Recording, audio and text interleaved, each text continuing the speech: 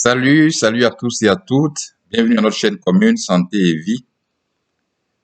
Ce matin, nous allons aborder un thème spécifique, l'impact négatif des murmures et des plaintes sur notre santé. C'est important de le savoir. Beaucoup de personnes se plaignent souvent, murmurent, toute la journée n'est faite que de plaintes, de murmures.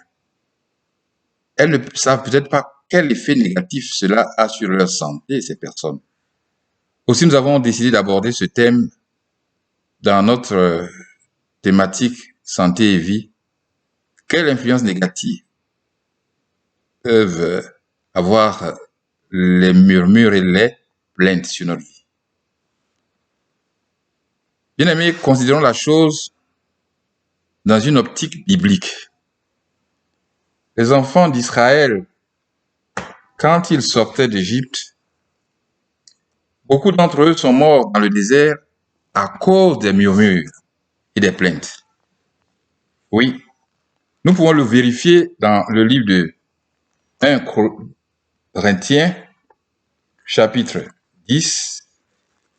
1 Corinthiens, chapitre 10, verset 10. Nous lisons ceci.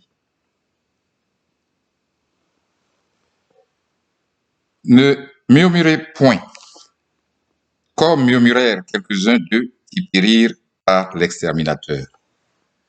Les murmures et les plaintes ne sont pas de bonnes choses pour notre santé. Nous devons être plutôt satisfaits de ce que nous sommes. Puisque nous avons une référence dans le psaume 139, verset 14. Le psalmiste écrit ceci, nous allons le lire. Pour nous, nous considérons que la Bible, c'est l'absolu. C'est pour ça que chaque fois, nous faisons référence à la Bible. Psaume 139, verset 14. Il est écrit, « Je te loue de ce que je suis une créature si merveilleuse. Tes œuvres sont admirables et mon âme le reconnaît bien. » Oui, notre âme, nous devons reconnaître les bienfaits du Seigneur et ne pas passer notre temps à nous plaindre. Non, non, non et non. Attention, ne faisons pas de confusion. Cela n'a rien à voir avec notre condition sociale que nous pouvons à tout moment améliorer, que nous devons même améliorer.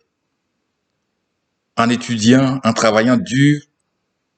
Mais quant à notre nature, parce qu'on entend souvent des personnes dire « je suis trop petit de taille » ou alors « je suis trop grand ». Mais c'est quoi tout ça là?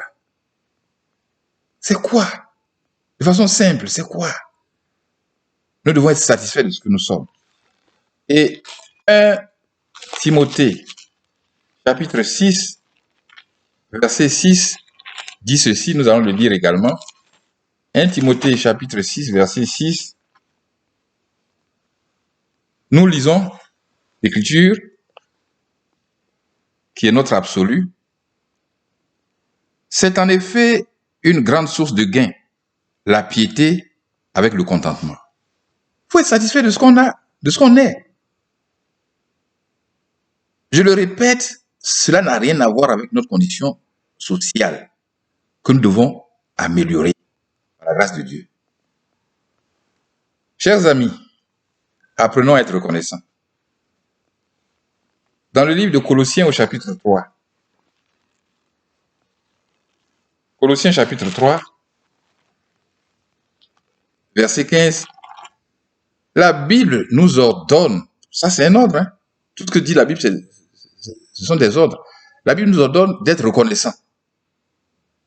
Nous devons être reconnaissants. Et ne pas passer notre temps à nous plaindre. Qu'est-ce que nous pouvons changer à notre nature? Nous voulons dire que Dieu s'est trompé? Arrêtons ça, chers amis. Soyons satisfaits de ce que nous sommes. Oui, mais laissez-nous vous montrer une voie.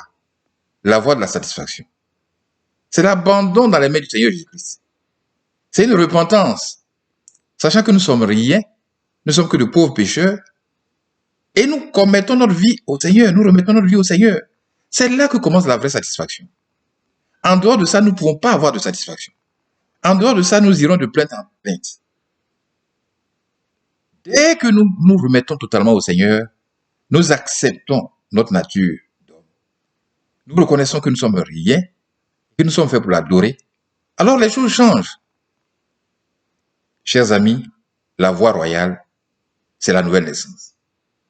S'abandonner au Seigneur en se repentant de ce qu'on est, de ses mauvaises actions, de son péché, et particulièrement de ses plaintes inutiles, de nos murmures, et en laissant le soin à notre Seigneur de guider notre vie.